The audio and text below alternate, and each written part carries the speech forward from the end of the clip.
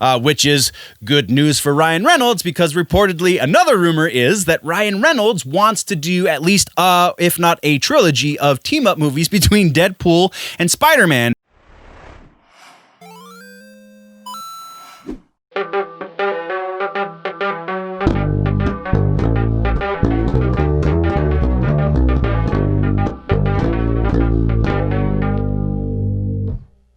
Okay, nerds.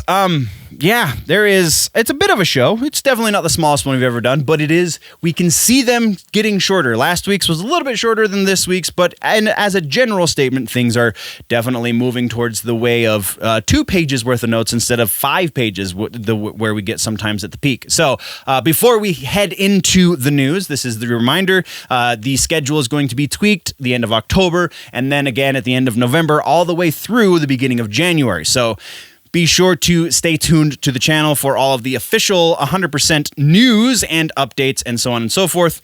Today's episode is sponsored by Shaw. Do you even pop culture, bro? That's right. That is the shirt. You can find it in the general stores. Links down in the description, so go check that out. I got masks and everything, yo. Do the thing, click the link, support the channel. All you got to do, and you get some really great stuff. I'm really proud of my shirt designs. So, yeah. Anyway, that is what we got. Let's hit the news. First things first, we have One Piece in music news.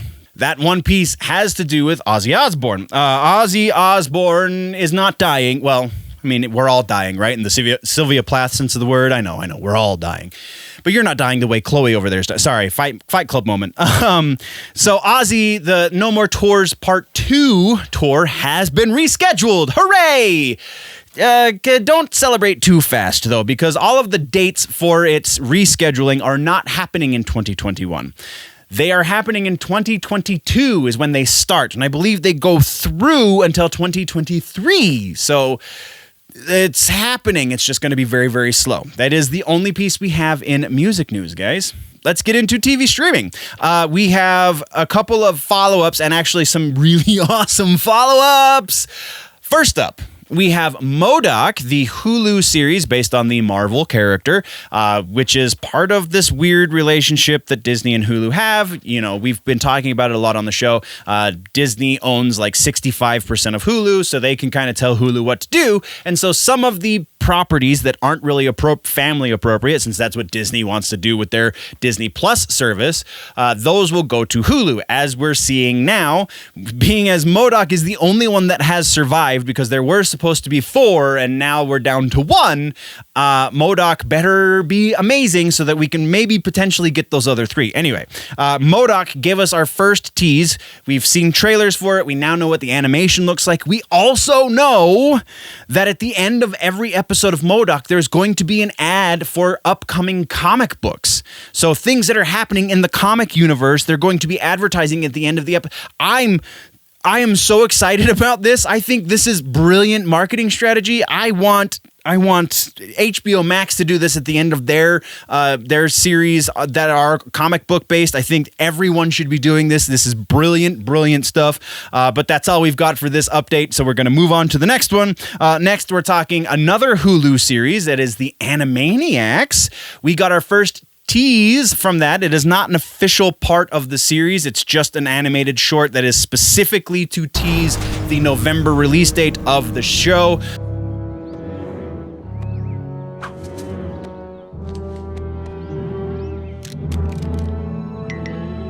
This species of cartoon has been extinct since 1998. I mean, these haven't been seen on TV since the golden era of animation. And what? You can find the link in the description. It's like a minute and a half long, something like that. And it's brilliant. It's showing us that, in fact, they do get why the Animaniacs were so awesome, and they're going to continue, albeit in a more subtle fashion, because we are only getting the Warner Brothers, the Warner sister, and Pinky and the Brain as far as our main characters are concerned, but we know this already. Either way, it's exciting. Go check it out, and we're moving on.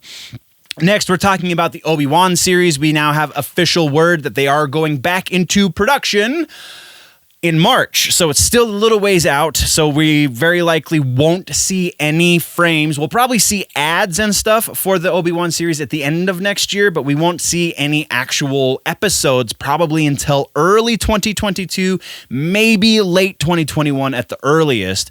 But again, we know this is going to be a limited series, so here's hoping it's amazing. And that is what we have for follow-ups. We do have one actual news piece, and it has to do with HBO Max's Green Lantern. The Green Lantern series just got a full series order, so 10 episodes, first day with the new tongue.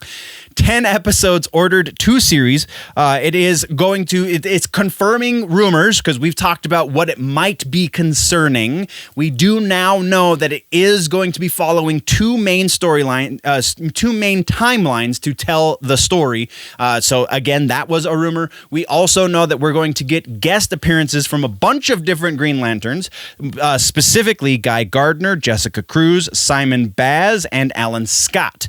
There are a couple of key names missing from that list. Hal Jordan, Jon Stewart, the guys. Guy Gardner was the first one I read.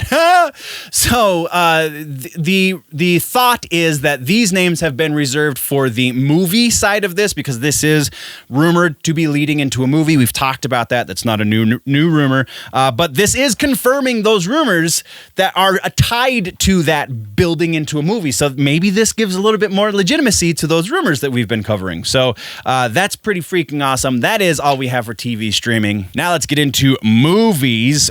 We have just a bunch of follow-ups in movies, so we're just going to hit these hard and hit them fast. First up, we have Jurassic World Dominion. They have gone on hold again for production. This time, though, it was a planned hold. So it is. We know when it's going to end. Sorry, I couldn't find those words. We know it's going to end in 2 weeks. I don't think this is directly COVID related, as in I don't think anyone got the COVID, but I don't know that for certain because nobody said that. So it could be related to it, and they just aren't releasing that information. Our next update has to do with the Addams Family 2. Remember, I told you I'd update you because I took bad notes in the last episode. Surprise, surprise. So we have the name of the kid replacing Finn Wolfhard is Javon Walton. So Javon Walton will be the new voice of Pugsley. I couldn't really, I didn't look super hard, but Javon Walton was a new name for me, so we'll see what he brings to the role. Finn Wolfhard was pretty great, but he's a busy kid. He's got Stranger Things, right? And then our last piece of follow-up news, and actually our last piece of news for movies, has to do with the Magic Order. So if you'll remember, those of you who have been listening to the show for a while, the Mark Millar universe, the Millar world, if you will, the IPs based on the Millar world comic books that Mark Millar is writing or written, or however you want to phrase that, he has a first look deal with Netflix. So anything that he does goes directly to Netflix, and The Magic Order was supposed to be the first movie that is going to be spawned from this relationship. Well, we just got news that is no longer the case. The deal still exists, and the upper-ups at Netflix say that there is still a possibility that we will see The Magic Order, just not as a movie. It's more likely to come out as a series sometime in the future. Everything that has to do with the movie, though, has been put on hold, so it's on a back burner, and they do still have the first look deal, so all of the Millarworld IPs are going to go through Netflix before they get optioned anywhere else. Likely so that I just don't think Netflix is going to turn them away. They're changing their strategy, and making this a movie just didn't fit the new strategy. There's nothing to be worried about. Everything's fine. We're moving on. Gaming and tech is actually a little bit large for this episode, considering everything's kind of small. So the first piece is an update on the Apple versus Epic Games, aka Fortnite. So Epic Games filed an injunction in court so that Apple had to keep Fortnite on the platform, based on the reasoning that Epic Games controls the Unreal Engine and development using that tool. So all of these other developments were unable to use the Unreal Engine to develop their games on the platform because of the way everything's breaking down.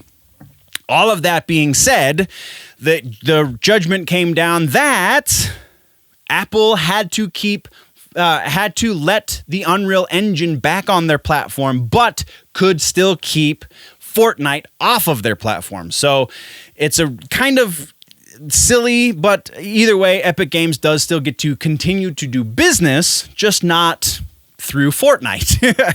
But then our other piece is really kind of an interesting shift. This is a brand new news piece, so we're out of the follow-up section. This has to do with Disney. So Disney just had their quarterly phone call with their investors, and they're changing their battle strategy a little bit. It sounds like they're changing their battle strategy in a more Netflix kind of oriented way. And what does that mean? No, they're not going to be distributing through Netflix again. They have Disney Plus for a reason. Now, though, Disney Plus is going to be their primary focus. So we're going to see more originals coming to Disney Plus and less going the way of the theater, because we don't know when theaters are going to reopen. And it's this vicious cycle of, well, there's no movies to put in theaters, so theaters have no people coming in. If there's no people coming in, then big production studios are less likely to give theaters movies to show people, and it's just round and round and round and round we go. So that being said, we now have the official word that Disney is shifting patterns, and we're going to see a lot more originals. And I it's good for them, but it's kind of bad for us, because who can afford to have all of the streaming platforms? I don't know. But yeah, we're definitely going to be keeping tabs on this and seeing how this battle plan works out for them in the coming days. That is all we have for gaming and tech. And then we are moving over to comic books and books. There's actually no comic book news. We only have a book update, and this has to do with Ready Player 2, kind of sort of a follow-up, because we've been talking about the fact that Ernest Cline is working on the follow-up book to his smash hit Ready Player 1, and now we have Ready Player 2. And so there's been some controversy. I'm going to read you the synopsis, breakdown, tease thing, and then we're going to talk a little bit about what the controversy is. So the synopsis that was released to the public is as follows. Days after winning Oasis founder James Holliday's contest, Wade Watts makes a discovery that changes everything.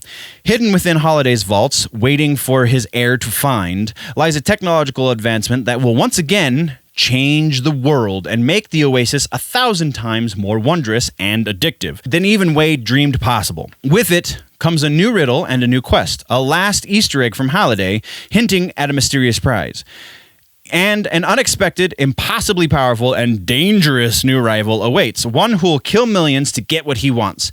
Wade's life and the future of Oasis are again at stake. But this time, the fate of humanity also hangs in the balance. Lovingly nostalgic and wildly original as only Ernest Cline could conceive it, Ready Player 2 takes us on another imaginative, fun, action-packed adventure through his beloved virtual universe and jolts us thrillingly into the future once again. Okay, so this sounds like a lot of retread material, kind of, because obviously if you haven't read Ready Player One, you really should, because it's really good, but it reads very much like an RPG plays. Like, there's leveling up and there's different things that happen that kind of create this world, again, that kind of feels like an RPG video game. So what do we get in a sequel to an RPG? Kind of a lot of retreading, but you're starting with all of the stuff that you ended the last game with, theoretically. Granted, they find ways to neutralize a lot of the stuff that you got in the last game so that it's not as useful, but you still basically have the same skill set, right? So I feel like this is going to be just the next level of what we already got in Ready Player One. So yes, there is going to be some feelings of rehash. I do feel like Cline is an intelligent enough writer to turn that into commentary on nostalgia culture, which I mean is kind of my bread and butter, but whatever. I really love the first book. This one is set to be released on November 24th. So if you are a big text guy. Oh, and also remember, Will Wheaton is reading the audiobook once again. So if you want to do that, then that is a great way to go. That's what we've got in comic books and books. So let's move on to the last section. We're talking rumors, baby. Rumor mill. We have, first and foremost, Spider-Man. This is actually kind of a couple of rumors. So first, we have the rumor that Sony is trying to lock down Tom Holland for, quote, a lot, unquote, of movies coming in the future. And that is to say that they want him for multiple cameos. They want him for multiple solo movies and potentially even some team-up movies, which is good news for Ryan Reynolds, because reportedly another rumor is that Ryan Reynolds wants to do at least, if not a trilogy of team-up movies between Deadpool and Spider-Man, and that sounds freaking awesome. And then there is still more rumors around Spider-Man 3 saying that we might be seeing Venom, as in Tom Hardy, in Spider-Man 3. We already have rumors that we're going to be seeing some sort of live-action Spider-Verse, so that is just piling on to the Spider-Verse, right? Because effectively right now the Tom Hardy universe is in a thing unto itself. So likelihood that these three things are going to happen. First, of course, Sony wants Tom Holland down for as many freaking movies as possible. He's still a young actor. He's still a very viable candidate. Just because they want him to do it, though, doesn't mean he's going to do it. So the likelihood that they want him for a bunch of movies, absolutely, 100%. No reason to believe that that is not the case. As far as Ryan Reynolds wanting to do team-up movies with Tom Holland, again, no reason to believe that's not the case, but there might be some contractual issues there that might not be able to happen. So the likelihood that we're going to get Tom Holland and Ryan Reynolds doing team-up movies as Deadpool and Spider-Man, I'm going to say that's about a 60% likelihood that we're actually going to see it come to fruition. I know Ryan Reynolds has a lot of pull, especially these days now that Kevin Feige's heart is softened to him. So that kind of gives it a little bit more of a possibility of happening, but I'm not convinced 100% just yet. And then our third rumor being Tom Hardy's Venom showing up in Spider-Man 3. This one's really slim. By comparison, at least. So I'm saying 25% likelihood we will be seeing Tom Hardy as Venom in Spider-Man 3. I feel like they've got a whole heap of other things on their plate. I don't think they're going to be adding Venom to it, but it is possible. So that's what we've got there. Next, we're talking about the Joker. Not the Joker movie, but the character himself. So apparently, Jared Leto is lobbying like the Dickens to be included into Matt Reeves' continuing Batman series. Now, this is going against other rumors that we've reported on recently saying that the Batman series from Matt Reeves is kind of doomed after the first movie. Even potentially the first movie might not happen. So again, rumors are that Leto is really lobbying hard, is really pushing for him to be the Joker for Matt Reeves. Again, just because Leto wants it to happen doesn't mean it's going to happen. So this is not a rumor that Leto is going to be the Joker. It's just a rumor that Leto wants to be the Joker.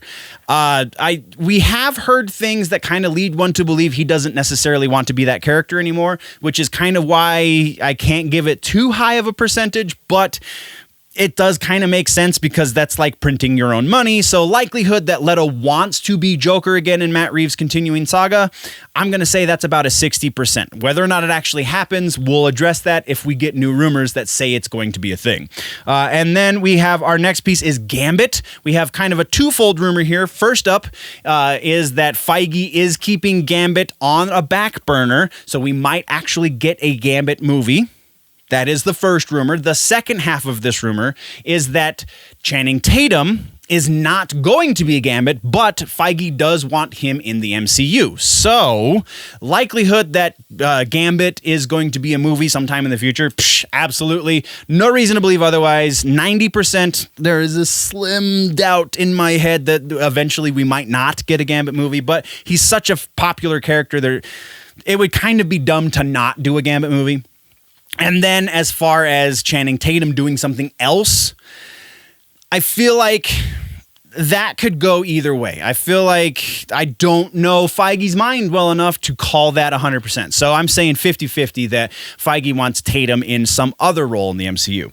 And then our next piece has to do with Black Panther. We got a weird rumor, which kind of goes against things that they have announced, but we got a weird rumor that we're going to be seeing Chadwick Boseman recreated a la CGI, the way they did Princess Leia in the Rogue One, as a kind of a formal goodbye to the character of T'Challa, passing off the torch to Niobe. I'm sorry if I remembered her name wrong. I apologize. It's a brain fart. Don't kill me in the comments. Anyway, so CGI Chadwick Boseman in Black Panther 2. Ooh, this is... I don't want this to happen, but I think it might. I think there is a pretty good possibility. We're going to go about a 70% likelihood that this is legit, just because I think Disney thinks they're going to give fans a proper goodbye to the character and to the actor. So yes, I think there's a strong possibility that this one's going to be a thing. And then our final piece has to do with Disney. So this one has actually kind of been floating around. This comes from a different source this time, but we do have another rumor saying that Disney is flirting with the idea of R-rated movies in the MCU. Very specifically, the new Deadpool Trilogy, as the rumor puts it, and the Blade movies are going to be the first eligible movies for this distinguished rating, I guess you could say. So I really don't think this is going to be the way it goes. We're looking at like a 20% likelihood that Disney is going to make R-rated movies. I don't think that's happening. Just does not sound like a Disney thing to do. So there we are. That's the rumor section. And the episode. What did I miss? What should we talk about in the next one? Let me know in the comments down below. If, though, you want to go deeper into the conversation, jump over to the website, generallynerdy.net, or the Patreon, patreon.com/generallynerdy. You can see all of the other things that are going on right here on Generally Nerdy. I appreciate you nerds for joining me twice a week. Remember, all of the schedule changes are coming up, and if you're falling behind on your nerd news and you want to catch up, you can click or tap one of the two boxes below my face right about now. Don't forget to ring the bell when you do subscribe, and click the thumbs up because you love me and all of the things. Thank you very much, nerds. Before we head out, always remember that if it's generally nerdy, it's probably here.